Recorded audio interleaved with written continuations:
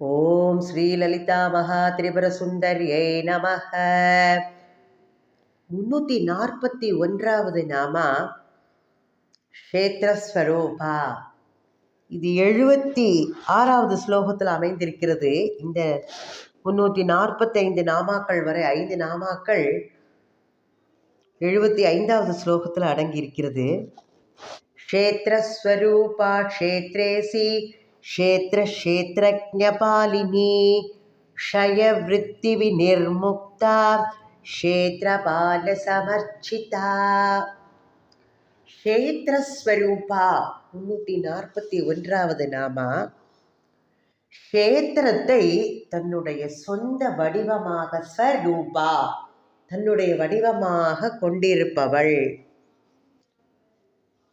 இந்த பாரத தேசத்துல பார்த்தோம்னா அம்பாளுக்குன்னு சொல்லுவோம். 51 சக்தி பீடங்கள், புண்ணிய கஷேத்திரங்கள் அம்பாளுக்குன்னு இருக்கு. அந்த கஷேத்திரங்களெல்லாம் அம்பாளோட சாநித்தியம் ரொம்ப சிறப்பா இருக்கு. இன்னொன்று சொல்ல போனோம்னா, இந்த பஞ்சபூதங்கள் பிரபஞ்சம் எல்லாமே அம்பாள்கிட்ட கேட்டுதான் தோன்றினது. ஐம்பூதங்கள் எல்லாம் இந்த பிரபஞ்சத்துல எல்லாம் இருக்கு. இந்த பிரபஞ்சமே ஒரு க்ஷேத்திரமா வச்சுட்டா அம்பாள் அதை அந்த வடிவமாகவும் இருக்கின்றாள் அம்பாள். இந்த பிரபஞ்சத்துல க்ஷேத்திரம் அப்படின்னா நமக்கெல்லாம் என்ன பண்றோம்?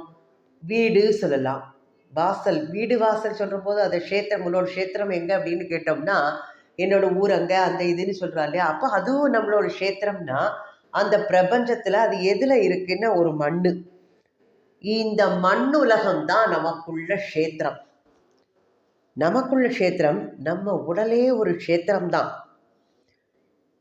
நம்ம உடல்லே வாசம் செய்யக்கூடியவள் அம்பாள் இருக்கா. அவள் க்ஷேத்திரன்.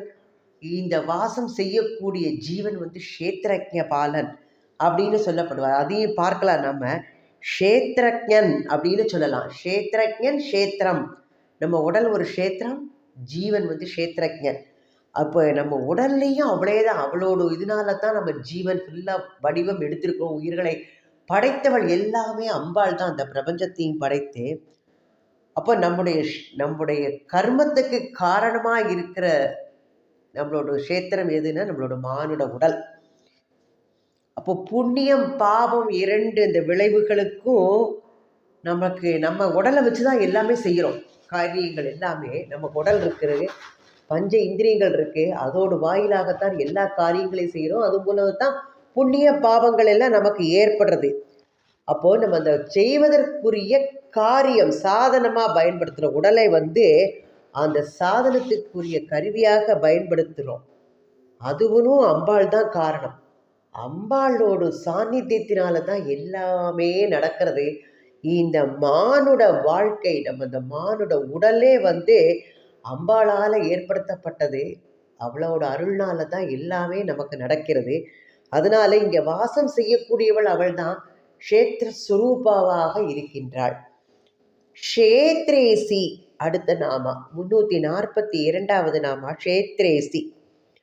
இந்த க்ஷேத்திரத்திற்கு தலைவியாக இருப்பவள் அவள் தான். இந்த க்ஷேத்திரத்தையே அவள் தான் படைத்திருக்கா. இந்த பிரபஞ்சம் ஃபுல்லாகவே ஒரு க்ஷேத்திரம் எடுத்துட்டா, அதை படைத்தவளே அவள் போது அவள் தானே தலைவி. அப்போ அந்த க்ஷேத்திரத்துக்கே ஈஸ்வரி, இறைவி, தலைவியாக இருக்கக்கூடியவள் க்ஷேத்ரேசி. இந்த க்ஷேத்திர ஸ்வரூபமாக இருக்கிற அம்பாள் தான் அதன் மீது ஆதிக்கம் செலுத்தக்கூடிய ஈஸ்வரியாகவும் அவள் தான் இருக்கிறாள். இந்த பிரபஞ்சத்தை முழுவதும் யார் ஆண்டு வர? அம்பாள். இந்த க்ஷேத்திரத்தை ஆண்டு வருகிறவே அம்பாள் தான். எப்படின்னா, இங்க நிறைய கோள்கள் அண்டத்துல இருக்கு. அது எல்லாம் அதோட வேலையை ஒழுங்கா முறையா செய்யறது. எதுவும் எதோடையும் போய் இடிக்கல, எதோடையும் போய் ஒன்றும் செய்யல. இந்த டிஸ்டன்ஸ்ல அப்படியே கீப்பப் பண்ணி ஒரு சுத்திண்டு வந்துட்டு இருக்குன்னா அதற்கு காரணம் ஏற்கனவே பார்த்தோம். இதெல்லாம் அம்பாளோட அரசாட்சி, அவளோட கட்டுப்பாடான ஒழுங்குபாடான ஆட்சியினால தான் இந்த கோள்கள் எல்லாமே, அண்டமே பிரபஞ்சமே ஒரு ஒழுங்கு கட்டுப்பாட்டோட இயங்குகிறது. அப்போ இவைகளை எல்லாம் ஆக்கிரமித்து அம்பாள் தான் ஆண்டு வருகிறதுனால அவள்தான் க்ஷேத்ரேசி. அம்பாளோட அருள்னால தான் நம்ம உடல் நம்ம எடுத்திருக்கோம். நம்மளுக்கும் மேனி தான் க்ஷேத்திரம் சொன்னோம் இப்போ தான். இந்த மேனியோட க்ஷேத்திரம் எப்படி நமக்கு அதன் மீது ஆதிக்கம் செலுத்துறது எப்படி நடக்கும்? அம்பாளோட அருள் இருந்தால் நம்ம எப்படி பண்ணுறா, பெரிய பெரிய ஞானிகள்லாம் அஷ்டாங்க யோகம் பயின்று இந்த உடலை நினைச்ச நேரத்துக்கு நினைச்ச விதமாக மாற்றுறதுக்குள்ள சித்திகள்லாம் காய சித்திலாம் அடையறா. அப்போ அம்பாளோட அருள் மூலமா எல்லாற்றையும் அடைந்து இந்த உடலையே தன்னுடைய கட்டுக்குள் வைத்திருக்க அவனால முடிகிறது. அப்போ இந்த செயல்களுக்கெல்லாம் காரணமா இருக்கக்கூடியவள் அம்பாள். அம்பாளோட சக்தி அருள்னால தான் எல்லாமே நிகழ்கிறது. அதனால அவள் க்ஷேத்ரேசி என்ற நாமாவால் அழைக்கப்படுகின்றாள். அடுத்த நாமா 343வது க்ஷேத்ர க்ஷேத்ரஜ்ஞ பாலினி. க்ஷேத்திரத்தையும் க்ஷேத்ரஜ்ஞையும் பரிபாலிப்பவள். இந்த உலகத்தை படைத்து அந்த க்ஷேத்திரத்தை படைத்து அதில் உள்ள உயிர்களை எல்லாம் காப்பாற்றக்கூடியவள் நாராயணிங்கிற நாமத்தில் பார்த்தோம். அம்பாள் படைக்கிறதுல மட்டுமில்லை, காப்பாற்றுவதில் மிகுந்த பிரியம் கொண்டவள். இதை எல்லாவற்றையும் ஒழுங்கான முறையில் பரிபாலிக்கக்கூடியவள் க்ஷேத்ரஜ்ஞ பாலினி. நம்மளுக்கு உடல் க்ஷேத்திரம். அப்போது நமக்கு அந்த ஜீவாத்மாவுக்கு க்ஷேத்ரஜ்ஞன்னு பேர். அப்போது இந்த சர்வேஸ்வரி என்ன பண்ணுறாளாம், இந்த பிரபஞ்சத்தையும் இந்த பிரபஞ்சத்தில் இருக்கின்ற இந்த உயிர்கள் அனைத்தையும் போற்றி பாதுகாத்து இந்த வாழ்ந்து வருகின்ற உயிர் வகைகள் அனைத்தையும் காப்பாற்றி வருகின்றாள். அப்போ ஒவ்வொரு ஜீவனுக்கும் பொருத்தமா ஒரு உடல் கொடுத்துருக்கா. அதுதான் க்ஷேத்திரம். அது ஒரு க்ஷேத்திரம் வாய்த்திருக்கிறது. அந்த அப்படி அமைந்திருப்பது எல்லாமே அன்னை பராசக்தியோட அருள் செயல்தான். அதனால அவள் படைக்கவும் செய்கிறாள், க்ஷேத்திரமாகவும் இருக்கிறாள், க்ஷேத்திரக்க பரிபாலினி பாலினியாகவும் நன்றாக காப்பாற்றக்கூடியவளாகவும் இருக்கின்றாள். அடுத்த நாமா 344வது நாமா க்ஷய விருத்தி வினிர்முக்தா. க்ஷயம்னா என்னது? அழிந்து போகிறது. க்ஷயரோகம் சொல்கிறோம். அப்படியே அந்த உடம்புல அப்படியே க்ஷயரோகம் வந்தாச்சுன்னா அவள் அப்படியே தேஞ்சிட்டே வருவா. விருத்தி அப்படிங்கிறது வளர்ச்சி. நம்மளுக்கு விருத்தி அடைகிறது அப்படின்னு சொல்கிறா, வளர்ச்சி அடைகிறது. அம்பாளுக்கு இந்த தேய்வும் கிடையாது, வளர்ச்சியும் கிடையாது. என்றும் ஒன்று போல இருக்கக்கூடியவள், எந்த நிலையிலும் மாறுபடாதவள் அவள். வளர்வது தேய்கிறதுலாம் நமக்கு தான். இந்த மானுட சரீரம் எடுத்த நமக்கு தான் இந்த விகாரங்கள்லாம் ஏற்படுறது.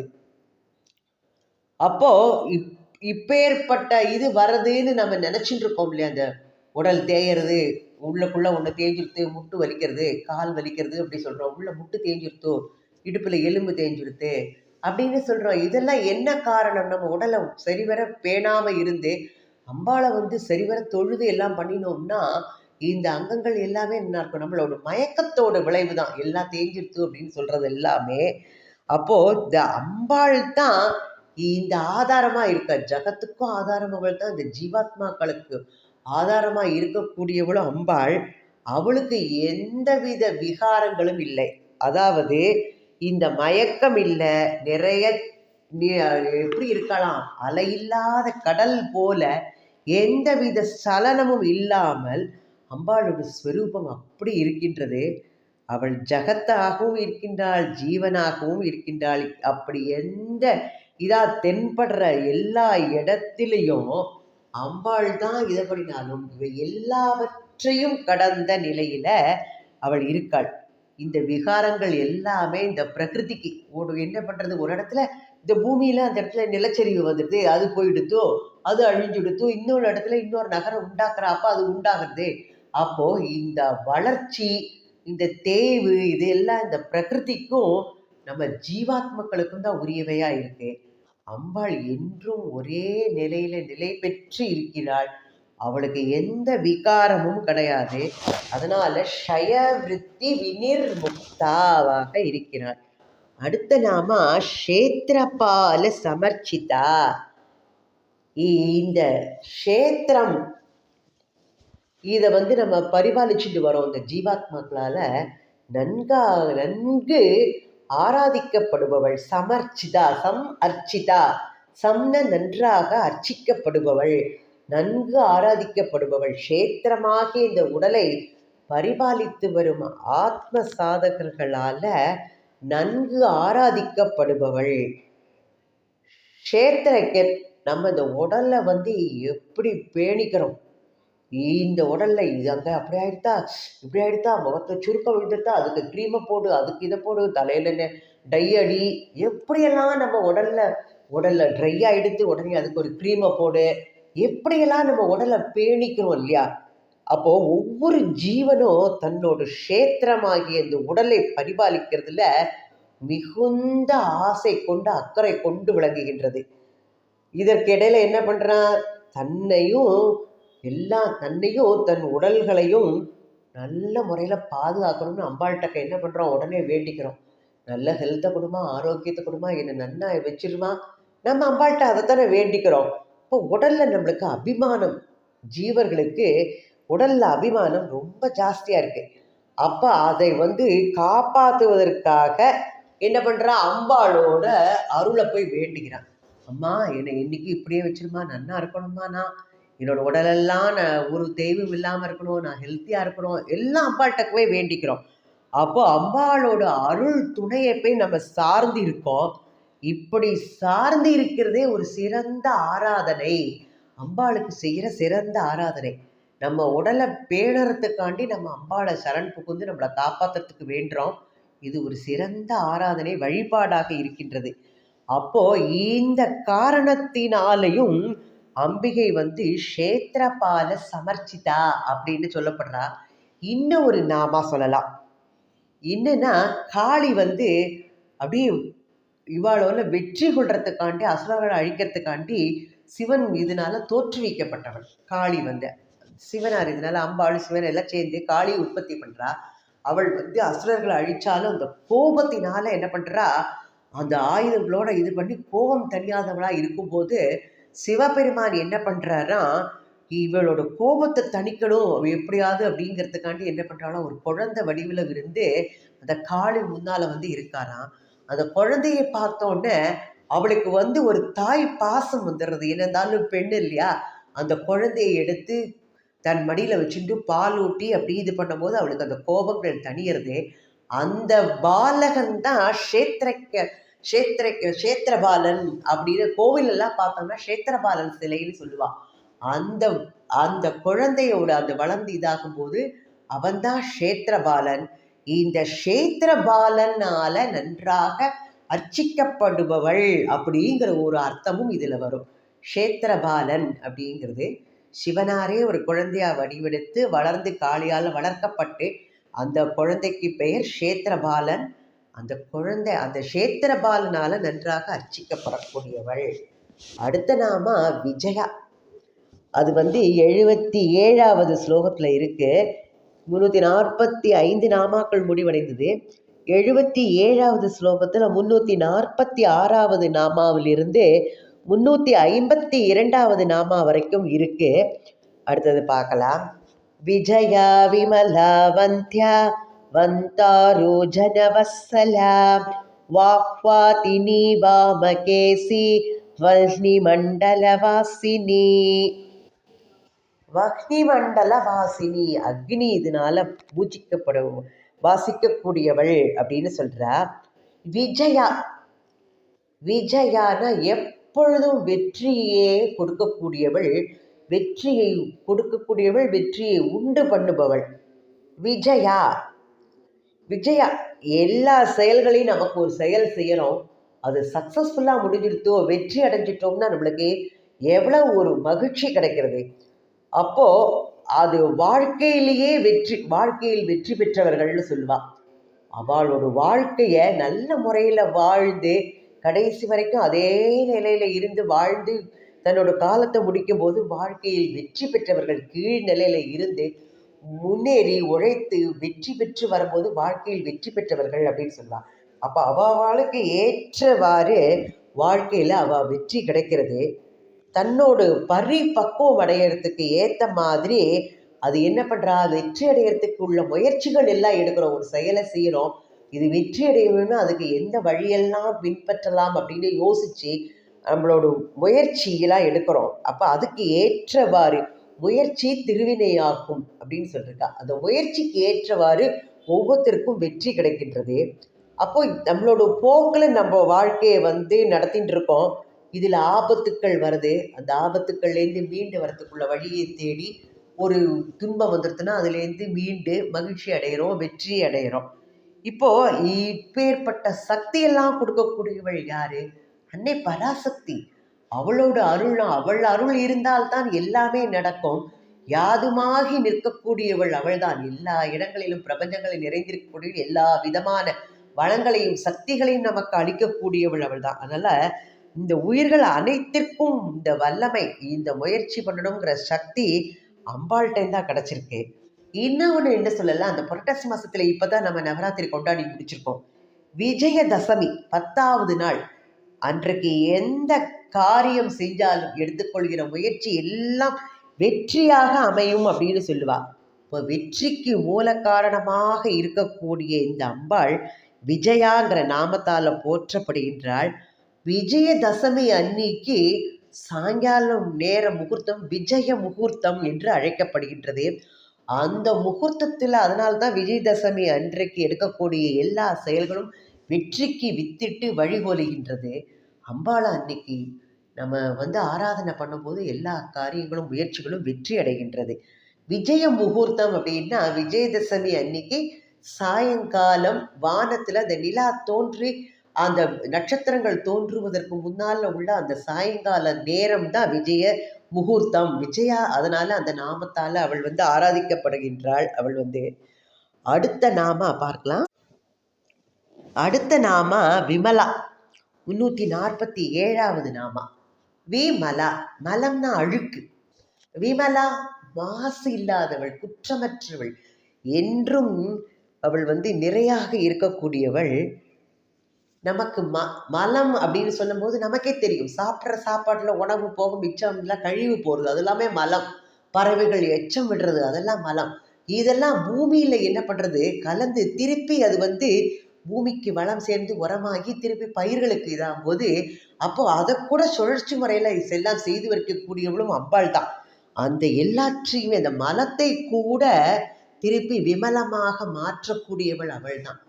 இந்த மலமே பரிசுத்தம்னு இல்லை, திருப்பி சுழற்சி முறைக்கு நல்ல முறையில் வேண்டாம் என்ற ஒரு கழிக்கப்படுகின்ற அழுக்கான ஒரு பொருள் மீண்டும் உபயோகத்துக்கு கொண்டு அந்த அழுக்கையும் விமலமாக ஆக்கக்கூடியவள் அவள் தான். இப்போ என்ன பண்ணலாமே, நம்மளுக்கு வேற இயற்கை உபாதைகள்லாம் இருக்கு. இதெல்லாம் என்ன பண்ணுறது, தண்ணீரில் இதாகி பூமியிலேருந்து ஆவியாகி மேலே போய் திருப்பி மழையாக பொழிஞ்சு பூமிக்கே திருப்பி நீராக மழை நீராக கொடுக்கின்றாள். அப்போ குப்பை கூலங்கள் எல்லாமே என்ன பண்ணுறா, அதெல்லாம் உரமாக மாற்றி கொடுக்குறா. இதெல்லாம் பண்ணக்கூடிய சக்தியை கொடுக்கக்கூடியவள் அவள். அவள் தான் விமலா அந்த நாமத்தினால. ஆனால் அவள் குற்றமற்றவள்ன்ற நாம. அம்பாளோட செயல் சர்வ காலமும் அவள் நல்ல முறையில் நிகழ்த்தி கொண்டே வருகின்றாள். எல்லா செயல்களையும் குற்றமற்ற முறையில், வேண்டாததெல்லாம் கூட நல்ல முறையில் சுழற்சி முறையாக மாற்றி செய்யக்கூடியவள்.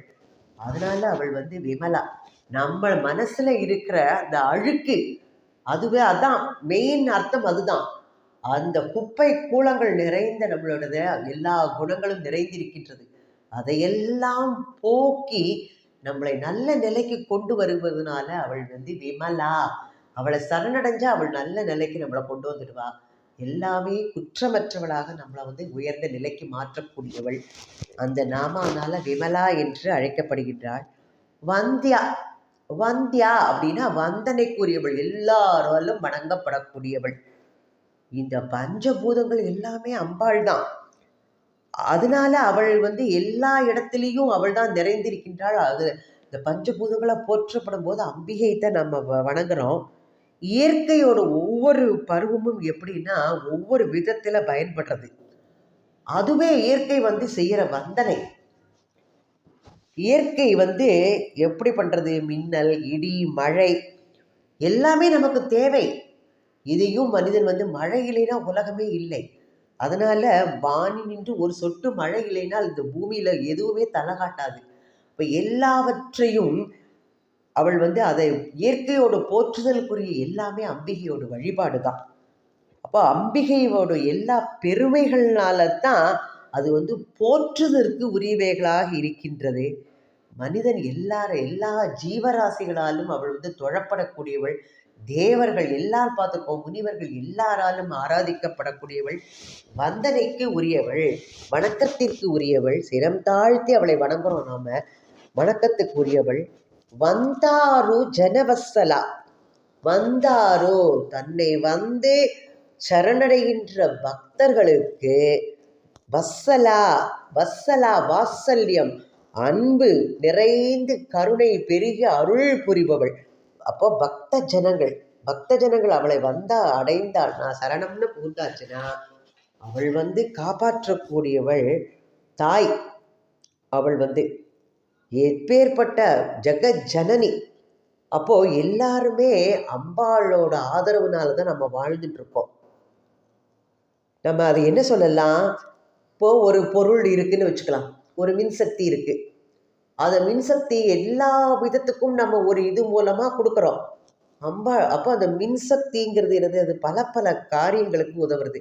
லைட்டா இருக்கு, ஃபேனா இருக்கு, அடுப்பா இருக்கு, ரெஃப்ரிஜிரேட்டரா இருக்கு, என்ன எது ஒரு ஃபேக்ட்ரியில ஒரு இதை செய்யறதுக்குலாம் மின்சக்தி உபயோகப்படுறது. அப்போ எல்லாம் வந்து முறையா கையாளும் போது அது வந்து ரொம்ப அழகா வேலை செய்யும். முறை தவறி கையாண்டோம்னா அது வந்து நம்ம உயிரையே மாய்த்து விடும். அப்போ இந்த சிற்சக்தி, மனம், புத்தி, பிராணன், இதெல்லாம் எல்லா முறையில் அதை இயங்க வைக்கக்கூடியணும். முறை தவறி கையாண்டோம்னா அது வந்து நம்மளையே கொண்டு அழிவுக்கு வழிவகுத்து விடும். அதை நன்கு பயன்படுத்துவது எப்படி முடியும்னா அம்பாளோட சக்தியினால அது கண்டிப்பாக முடியும். அது வந்து அம்பாளுக்கு செய்யக்கூடிய ஆராதனை. அதை நல்ல முறையில் பயன்படுத்தி நம்ம செய்யும்போது அது அம்பாளை வழிபடுற ஆராதனையாக மாறுறது. அம்பாளோட நம்ம இயைந்து அவளையே சரண் புகுந்து அவளோட ஆதரவை நம்ம நாடும்போது அவளை நாடுறவாளுக்கு எல்லாருக்கும் அவள் வந்து இனிமை நிறைந்தவளாக இருக்கின்றாள். அவர்களை காப்பாற்றும் பொறுப்பையும் அவளே ஏற்றுக்கொள்கின்றாள். அதனால அவள் வந்தாரு ஜன வத்சலா. அடுத்த நாம வாக்வாதினி. வாக்வாதினி 350வது நாமா வந்திருக்கோம். வாக்வாதினி. வாக்வாதினா அவளோட வார்த்தைகள் தெளிவானவை, அர்த்தம் நிறைந்தவை, சொல் சுத்தம். சொல் சுத்தம் இருந்தாலே போறோம். அவனுக்கு வாக்கு சுத்தம்யா, அவன் வாக்கு சுத்தம், அவனை நம்பலாம் அப்படின்பா. அப்போ இப்பேற்பட்ட சுத்தம் அம்பாள்கிட்ட இந்த சொல்லை வந்து நன்றாக சொல்லக்கூடிய சொல்லாக மாற்றி அமைப்பது வந்து அம்பாளோட கருணையினால முடியும். அப்போ கல்வியினால இனிமையாக பேச முடியும், கற்க முடியும். நம்மளோட பண்புகள் வளரக்கூடியதுக்கு கல்வி முதல் இதாக இருக்கு. அப்போ அதுக்கு வந்து சக்தி வழிபாடு, அம்பாளோட அனுகிரகம் இருந்தால் எல்லாமே நல்ல முறையில் சித்திக்கும். அம்பாள்கிட்ட அப்பேற்பட்ட சொல் சுத்தம். இதை வந்து அம்பாளோட அந்த சொல் சுத்தத்தை பற்றி நம்ம சிந்தனை பண்ணும்போது நமக்கும் அந்த வாக்கு வந்து தெளிவு ஏற்படும். எப்பவும் வந்து பேசுறது மென்மையாக பேசணும், கத்தி பேசக்கூடாது.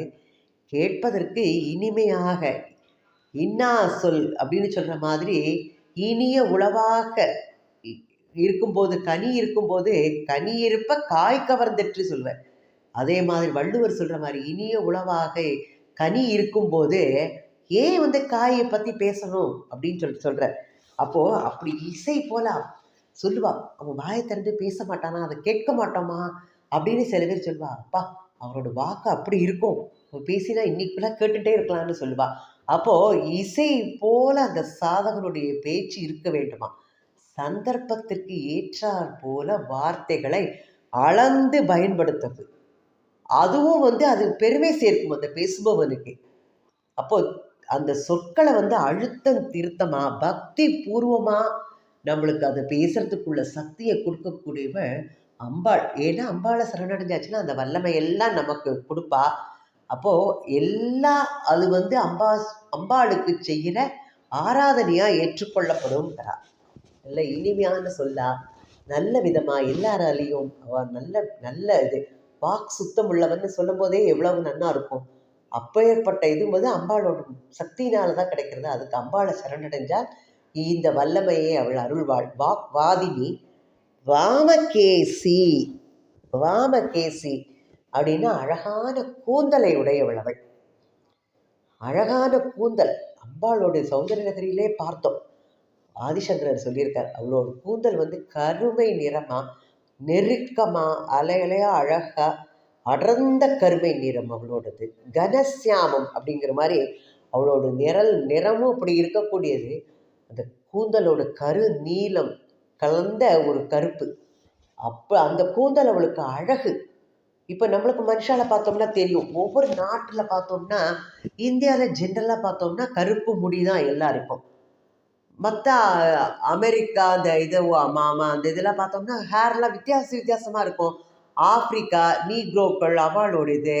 சில பேருக்கு சிவப்பு நிறம் வாய்ந்த கூந்தலாக இருக்கும், சில பேருக்கு வெண்மை நிறம், பழுப்பு நிறம் கலந்த கூந்தல், கருமை நமக்கு வந்து கருமை நிற கூந்தல். அப்பேற்பட்ட அந்த கருமை நிற கூந்தல் அழகாக வெண்மையாக அந்த இதாக அமைஞ்சிருக்கிறதுக்கு கூட அம்பாளோட இதுதான். ஏன்னா அவளுக்கு அந்த மாதிரி ஒரு கூந்தல் அமைப்பை உடையவள். அது வந்து அது பரிபூர்ணமாக நம்ம அம்பாள்கிட்ட சரணடைஞ்சோம்னா அந்த கேசத்தோட அழகு நம்மள்கிட்டையும் ரொம்ப அழகாக இருக்குமா, மென்மையாக இருக்குங்கிறா. அப்போது அவள் வந்து அழகான கூந்தலை உடையவள். வாமகேசி வஹ்னி மண்டல வாசினி. வஹ்னி மண்டலம்னா அக்னி மண்டலத்தில் வசிக்கக்கூடியவள். அக்னி வந்து தான் நமக்கு எந்த காரியத்துக்குனாலும் அக்னி சாட்சியாக அப்படின்னு சொல்லுவோம். அம்பாள் வந்து வக்னி மண்டலத்தில் வசிக்கிறாள்னு ஒன்று சொல்ல போனோம்னா நம்ம எங்கே பார்க்குறோம், ஏற்கனவே அவள் வந்து பிந்துவில் வசிக்கும் போது அவளை சுற்றி வந்து ஜுவாலா மாலினி காஷித்த வக்னி மண்டல் அப்படி பார்த்தோம். அப்போவே பார்த்தோம், ஜுவாலா மாலினிங்கிறவளால் அவளை சுற்றி ஒரு அக்னி அமைக்கப்பட்டு அதோட நடுவில் வசிக்கக்கூடியவள். இன்னும் ஒன்று ஏற்றுக்கலாம், எதுனா நம்மளோட உடம்புலேயே எப்படி ஒரு ஜுவாலை. நம்ம இன்னொன்று பார்த்தோம்னா விளக்கு ஏற்றி வைக்கிறோம், அந்த தீபத்தோட அழகை பார்த்தோம்னா அந்த இடத்துல ஒரு ஊதுபத்தி பூக்களோட நிறம், அந்த விளக்கு எரியறது, இதெல்லாம் பார்த்தோம்னா நமக்கு ஒரு தெய்வீகமாக இருக்கும் அந்த சூழ்நிலையே. அப்போ அக்னி அந்த விளக்கு ஏற்றி வைக்கப்படும் போது, நிறைய விளக்குகள் ஏற்றி வைக்கும்போது நம்மளுக்கு தெய்வீக உணர்ச்சி வரும் அந்த இடத்த பார்த்தோன்னையே. அப்போது எங்கும் வியாபித்திருக்கிறது அந்த நெருப்பு, அதற்கும் இந்த தெய்வீக உணர்ச்சிங்கிறதுக்கு ஒரு நெருங்கிய தொடர்பு இருக்குங்கிறத நம்ம பார்க்கலாம். இது நம்மளோட இதில் நம்ம உடம்புலையே பார்க்குறோம், வெப்பம் இருக்குதுன்னு சொன்னோம். அதனால தான் நம்மளோட மானோட மேனியே என்ன பண்ணுறோம், வயிற்றில் வந்து தொட்டு பார்த்தோம்னா எப்போதும் சூடாக இருக்கும். அது வந்து ஜடராக்னி, ஜடரம் வயிறு. அந்த வயிற்று பகுதியில் சூடு இருக்கிறதுக்கு காரணம் அக்னி. அப்போ தான் அதனால தான் நம்மளை சாப்பிட்ற சாப்பாடெல்லாம் அந்த இடத்துல போய் ஜீரணம் ஆகுது வயிற்றில். அதனால் அந்த அக்னிங்கிறது எல்லாம் நம்ம உடம்புலையும் எப்படி தேவைங்கிறத பாருங்க.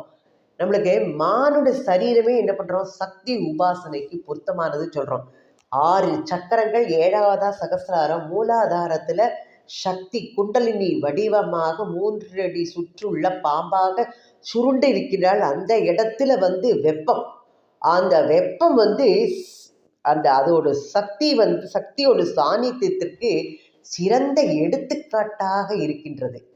அப்போ அங்க அம்பாள் நன்றாக வசித்து கொண்டு இருப்பதனால தான் அந்த இடத்துல சூடு பரவி இருக்கிறது. அதனால அவள் வந்து எந்த இடத்துல அவள் வசிக்கிற இடத்துலையும் அக்னி சூழ்ந்து அந்த இடத்துல வசிக்கின்றாள். பிந்துல இருக்கும்போது சுற்றி வர அக்னி இருக்கு அவளை சுற்றி. நம்ம உடல்லையும் அவள் மூலாதாரத்தில் வசித்து வருகிறாள். அப்போ அதனால தான் 6 சக்கரங்கள் எதிரி பார்த்தாலும் நம்மளோட உடம்புல சூடு இருக்கிறதுக்கு காரணம் எல்லாம் அம்பாள் வந்து வக்னி அந்த நெருப்புக்கு நடுவில் வசித்து வருகின்றாள் அப்படின்னு சொல்கிறார். நம்மளோட மானுட சரீரத்தை வச்சே அதை பார்க்கலாம். அதனால் அவள் வக்னி மண்டல வாசினி. இதோட என்ன ஆறுதுன்னா 77வது ஸ்லோகம் முடிவடைகிறது. 352 நாமாக்கள் முடிவடைந்திருக்கிறது.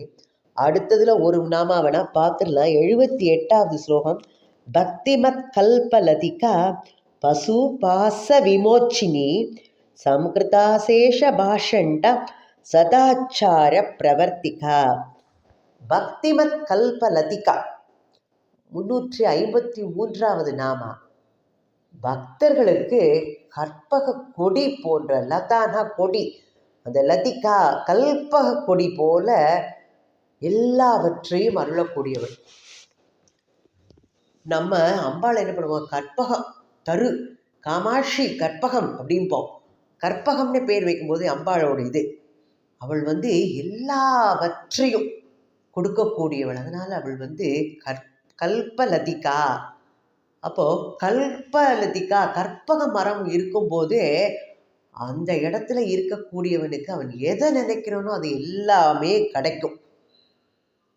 அது நாம் எப்படி பயன்படுத்துகிறோம் அப்படிங்கிறது தான் முக்கியம்.